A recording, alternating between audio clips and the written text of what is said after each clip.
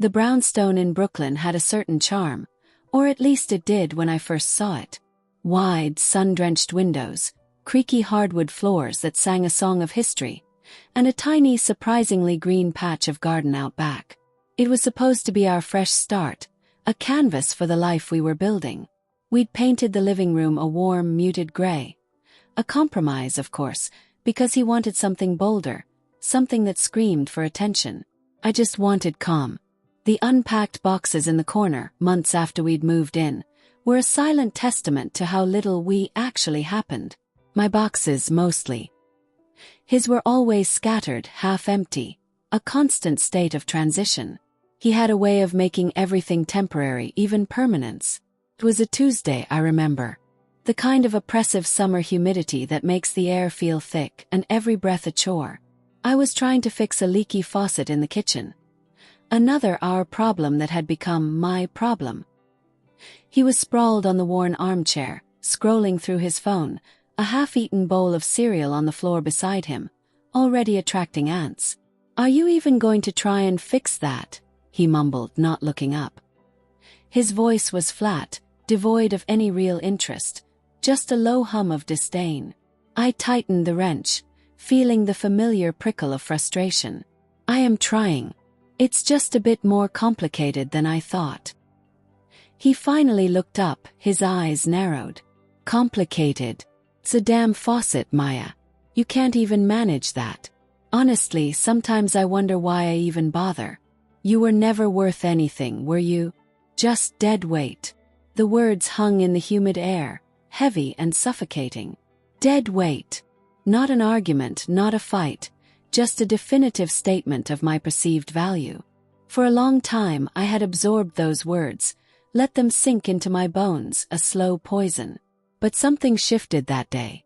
Maybe it was the heat, maybe it was the persistent drip of the faucet mirroring the constant drip of his negativity. Maybe it was the quiet despair of seeing those same unpacked boxes. Part 2, the unraveling. The silence after he spoke stretched, thin and brittle, like old glass about to shatter.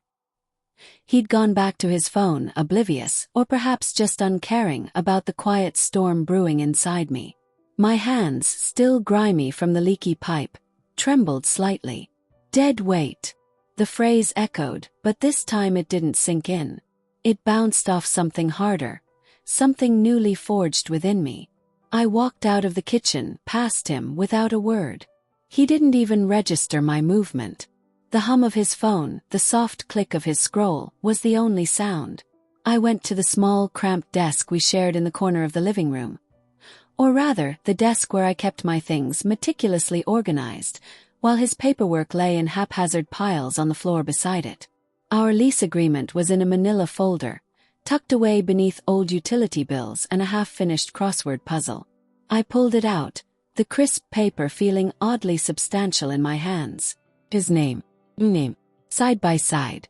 A legal bond, a testament to a shared future that had never truly materialized. My fingers traced my name, then his. For so long I had seen this document as a cage, binding me to a situation that was slowly eroding me. But suddenly it looked like a key. Way out. My phone felt heavy in my hand as I typed the landlord's number. It was Mrs. Henderson, a sweet, elderly woman who lived on the first floor and often left us homemade cookies. She answered on the second ring, her voice a little reedy. "Mrs. Henderson, it's Maya from apartment 3B, I said, my voice surprisingly steady. I need to talk to you about the lease." There was a pause on the other end, a polite, inquisitive silence. "I'd like to remove my name from it," I continued, the words tumbling out before I could second-guess myself. "Effective immediately." Another longer pause. "Oh dear. Is everything all right, honey?" she asked, a note of genuine concern in her voice. "It will be," I replied, a small, genuine smile touching my lips for the first time in months. "It absolutely will be." I could feel his eyes on me then, finally. He'd looked up from his phone, a puzzled expression on his face. He'd heard, or sensed the shift in the air. I didn't meet his gaze. My focus was on the conversation, on the quiet click of a new door opening. Part 3. The Aftermath and the Eviction.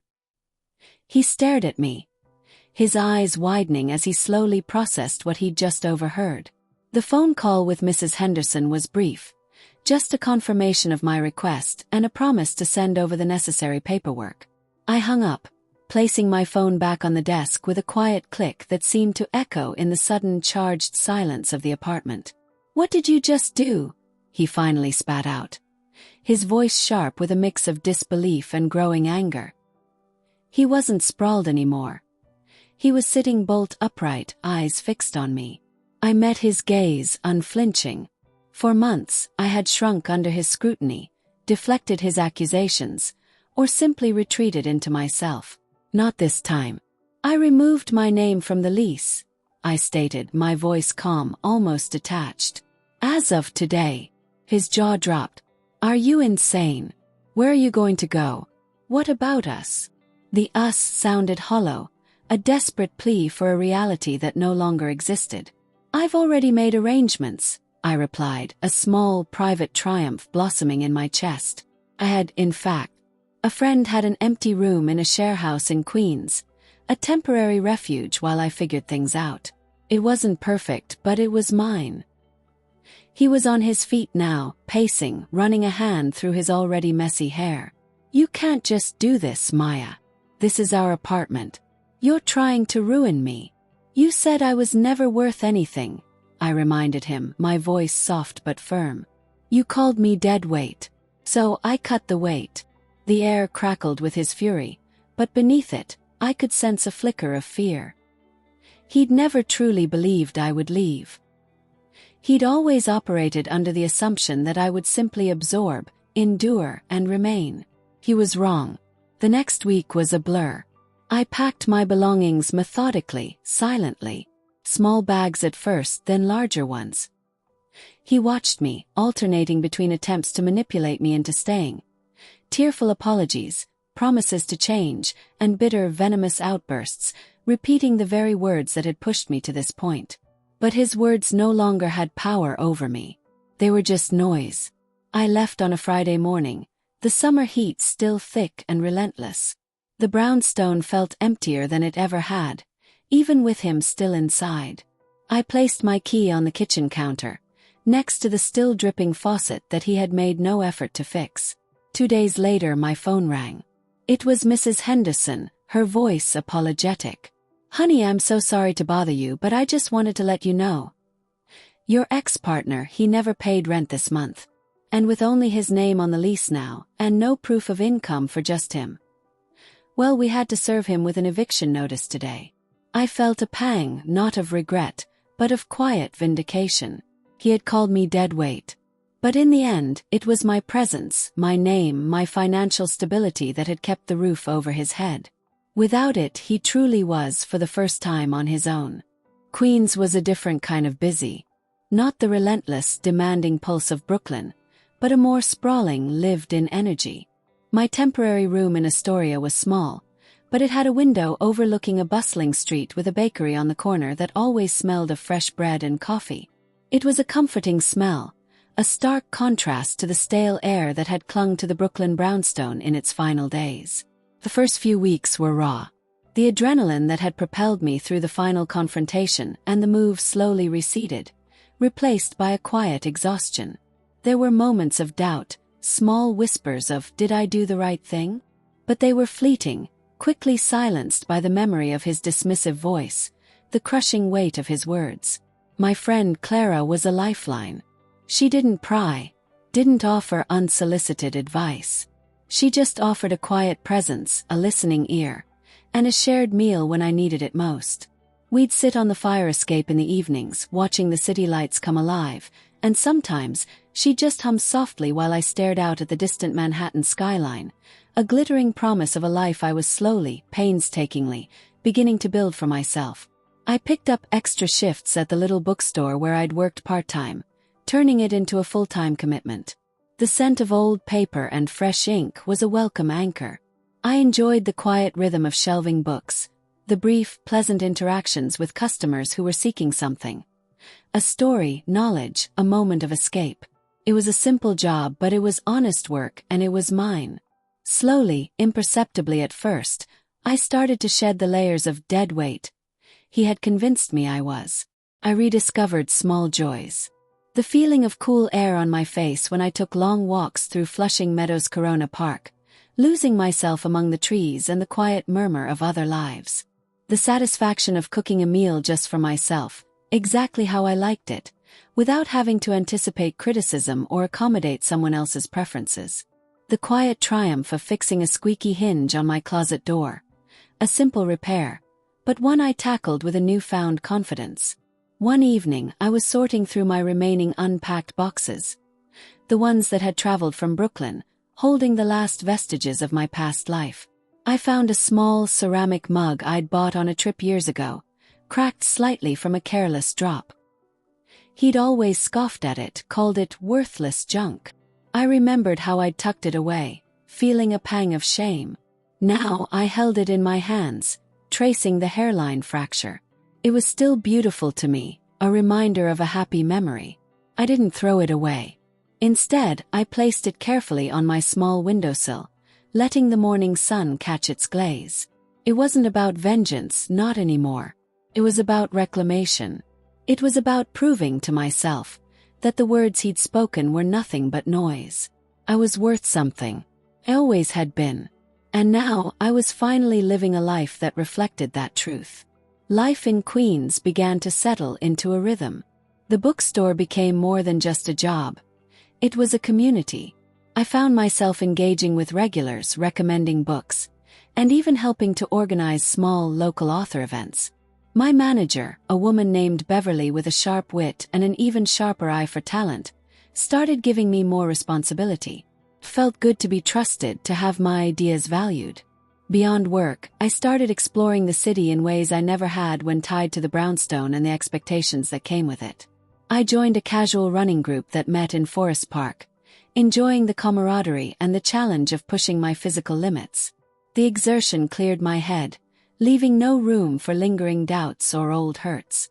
My diet improved too. I started cooking more, experimenting with new recipes, finding joy in nourishing myself properly.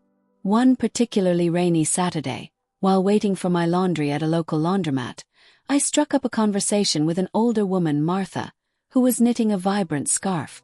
She noticed my interest and, within minutes, was patiently teaching me the basic stitches. Soon, knitting became a quiet, meditative hobby. The rhythmic click of the needles, the slow growth of a garment, mirrored the rebuilding of my own life, stitch by careful stitch. It was a tangible creation, something I brought into existence, unlike the invisible weight I used to carry. I didn't actively seek out romantic relationships. The thought felt distant, almost irrelevant. My focus was on me, on understanding what truly made me feel whole and happy. I learned to appreciate solitude, not as loneliness, but as a space for self-discovery. I found confidence in small victories. Navigating the subway system flawlessly, successfully troubleshooting a computer glitch at work, or even just confidently ordering my coffee exactly how I liked it without second-guessing myself. The brownstone in Brooklyn, and the person I was there, felt like a distant memory, a story I had read in a book rather than lived.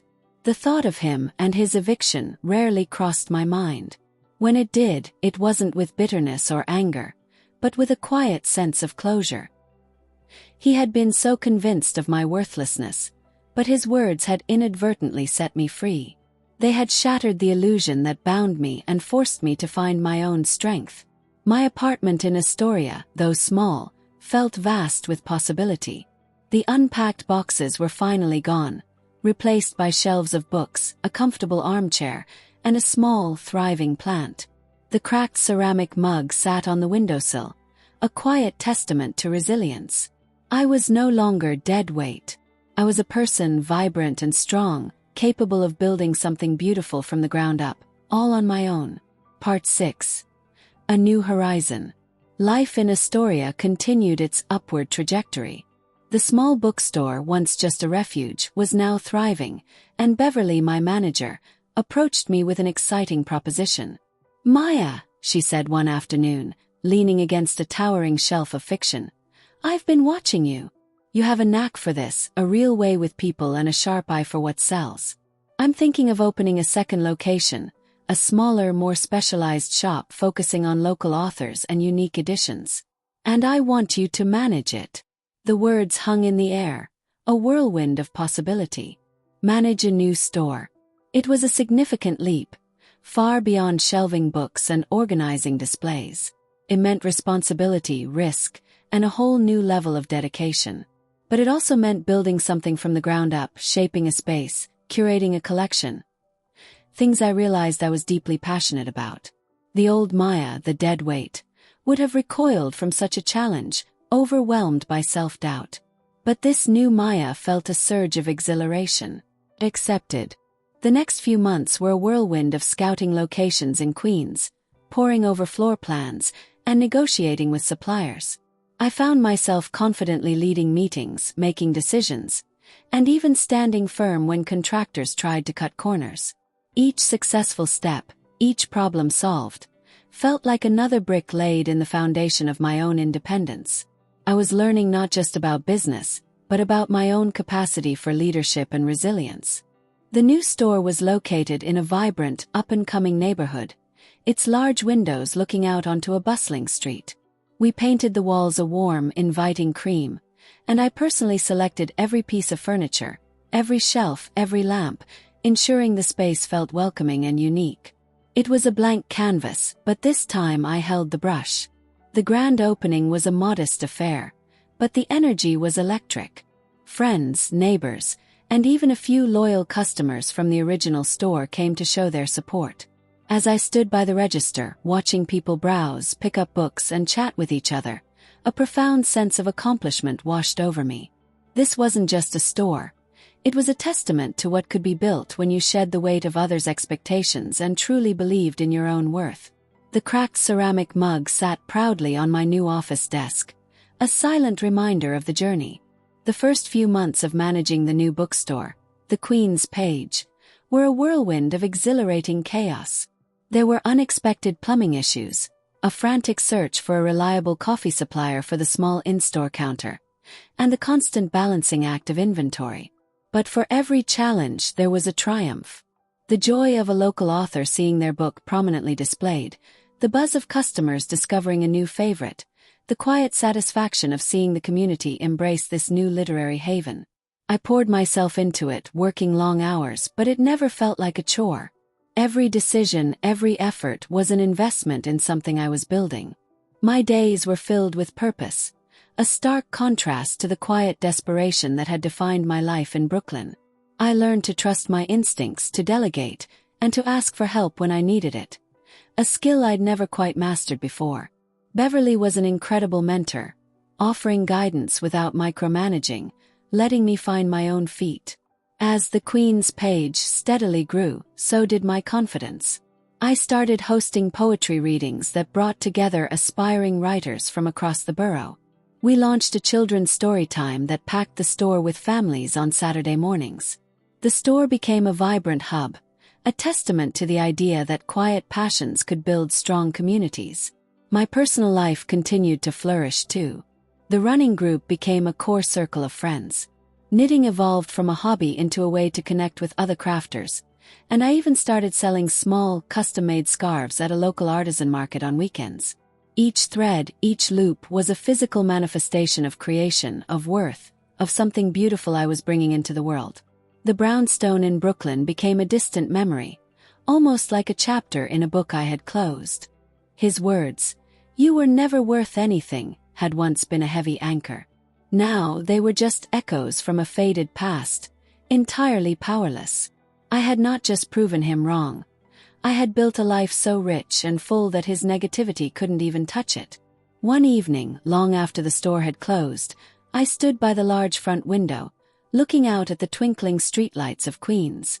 The scent of paper and fresh coffee lingered in the air. The cracked ceramic mug sat on my office desk, catching the last sliver of twilight. It was no longer a symbol of past pain, but a quiet, constant reminder of resilience, of the beauty in imperfections, and of the incredible strength found in choosing yourself. I was home, truly home, for the very first time. and I was definitively worth everything.